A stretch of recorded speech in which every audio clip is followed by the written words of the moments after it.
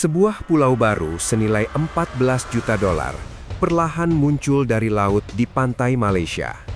Dari kejauhan, pemandangannya terlihat seperti kemenangan teknologi modern.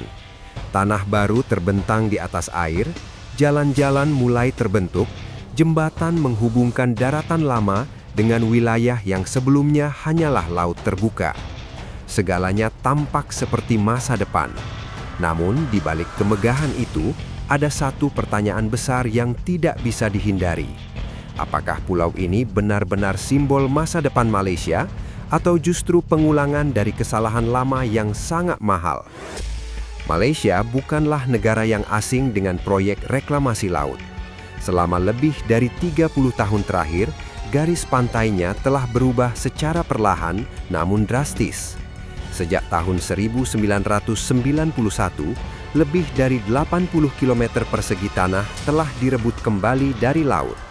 Itu adalah wilayah yang lebih luas dibandingkan banyak kota besar. Pantai alami yang dahulu menjadi batas antara darat dan laut, kini telah bergeser jauh ke depan, digantikan oleh daratan buatan yang dirancang untuk perumahan, industri, dan infrastruktur transportasi. Bagi banyak kota pesisir, reklamasi seringkali dianggap sebagai pilihan terakhir ketika ruang daratan benar-benar habis. Ketika tanah tidak lagi tersedia, laut menjadi frontir berikutnya. Tidak ada tempat yang lebih mencerminkan dilema ini selain Pulau Penang. Penang adalah salah satu pusat ekonomi, budaya, dan pariwisata paling penting di Malaysia. Pulau ini menarik wisatawan, investor, dan pendatang baru dari seluruh dunia setiap tahunnya. Namun, di balik daya tarik itu, Penang memiliki keterbatasan fisik yang serius. Pulau ini relatif kecil, memanjang, dan bagian interiornya didominasi oleh punggung bukit yang curam serta kawasan hutan yang dilindungi. Ruang datar sangat terbatas, dan sebagian besar telah lama dibangun. Tekanan terhadap ruang meningkat drastis pada tahun 2008 ketika Georgetown memperoleh status warisan dunia UNESCO. Dalam waktu singkat, Penang mendapatkan sorotan global. Pariwisata melonjak, hotel-hotel baru bermunculan, harga properti melonjak tajam, dan kawasan permukiman lama mulai mengalami perubahan fungsi. Ruang menjadi semakin langka, dan kebutuhan akan hunian dan infrastruktur baru terus meningkat. Namun, Penang tidak memiliki banyak pilihan. Interior pulau tidak bisa dikembangkan lebih jauh tanpa merusak kawasan lindung, dan garis pantai yang ada telah lama terisi. Dalam kondisi seperti ini, membangun ke laut tampak sebagai solusi yang paling cepat dan paling mudah. Keputusan inilah yang akhirnya melahirkan Pulau Andaman. Sebuah pulau buatan seluas sekitar 760 hektar yang kini sedang terbentuk di lepas pantai utara Penang. Andaman tidak dirancang sebagai kota terpisah, melainkan sebagai perpanjangan alami dari Penang itu sendiri. Jalan, utilitas, dan jaringan kota direncanakan untuk terhubung langsung dengan struktur urban yang sudah ada. Proyek ini merupakan bagian dari rencana besar untuk membentuk ulang lanskap pesisir Penang hingga tahun 2030.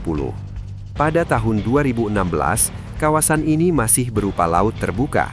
Kapal-kapal pengeruk mulai bermunculan di lepas pantai, bekerja siang dan malam. Perlahan, garis air berubah.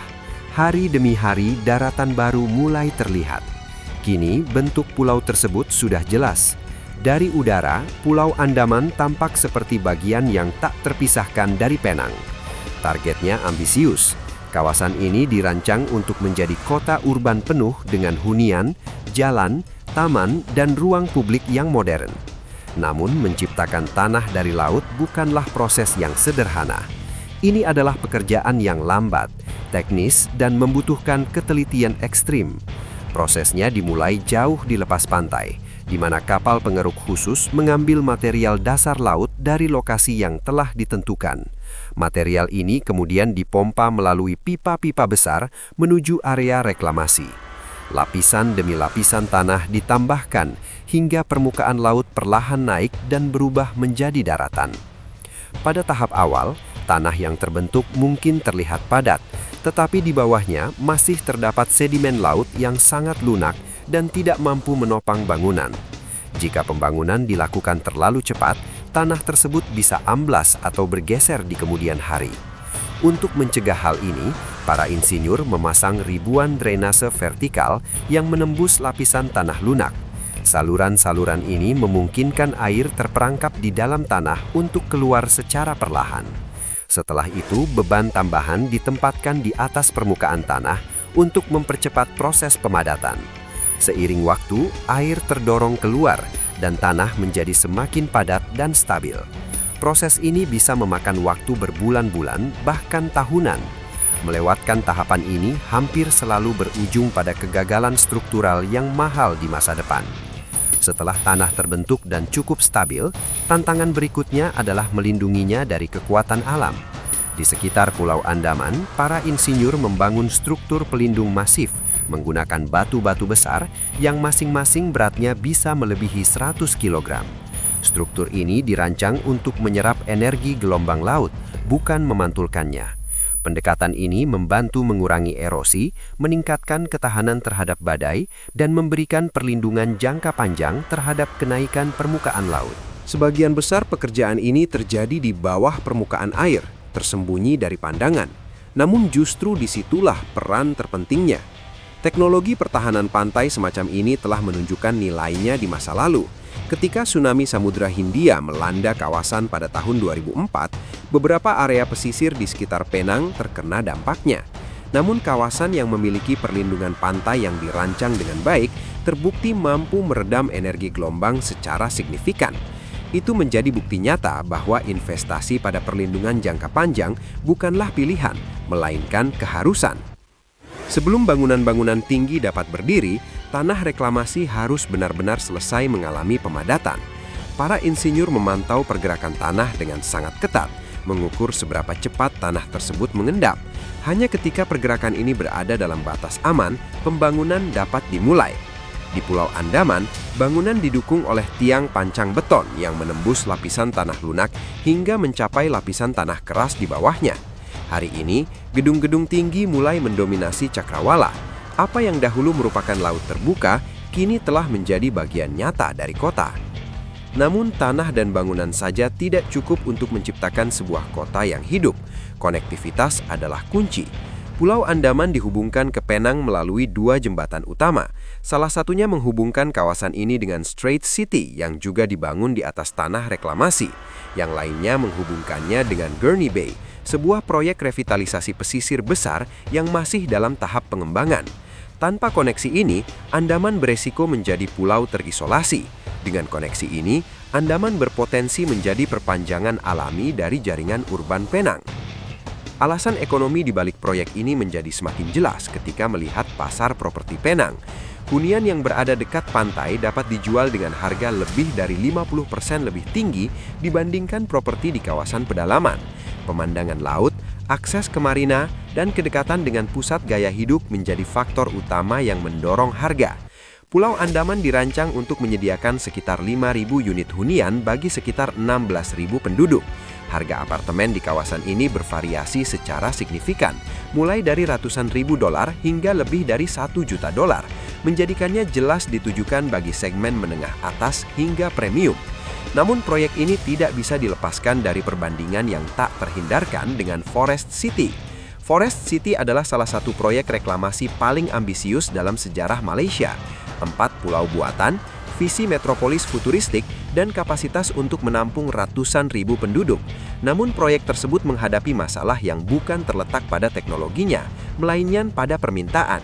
Penurunan investasi asing, perubahan kebijakan kepemilikan properti, serta dampak pandemi global membuat sebagian besar unit tetap kosong. Bangunan berdiri, tetapi manusia tidak pernah benar-benar datang. Pulau Andaman beroperasi pada skala yang jauh lebih kecil dan lebih realistis.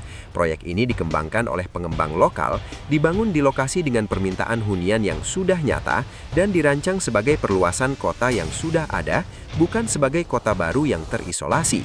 Laporan penjualan awal menunjukkan minat yang cukup kuat, dengan beberapa menara hunian terjual dengan baik. Meski demikian, kesuksesan jangka panjang tidak pernah bisa dijamin.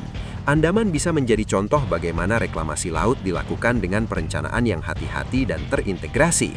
Namun ia juga bisa perlahan berubah menjadi kawasan mahal yang kurang hidup jika keseimbangan antara hunian, pekerjaan, dan ruang publik tidak tercapai. Seperti banyak proyek besar lainnya, hasil akhirnya hanya akan ditentukan oleh waktu. Pulau Andaman mengingatkan kita bahwa konstruksi bukan sekedar tentang beton, baja, dan uang. Ini adalah tentang bagaimana sebuah negara memilih membentuk masa depannya, apakah dengan belajar dari pengalaman masa lalu atau dengan mengulang kesalahan yang sama dalam skala yang berbeda. Dari laut yang direklamasi hingga gedung-gedung yang menjulang, Andaman berdiri sebagai simbol pertaruhan besar Malaysia antara harapan dan risiko. Terima kasih telah menonton dan sampai bertemu di video berikutnya.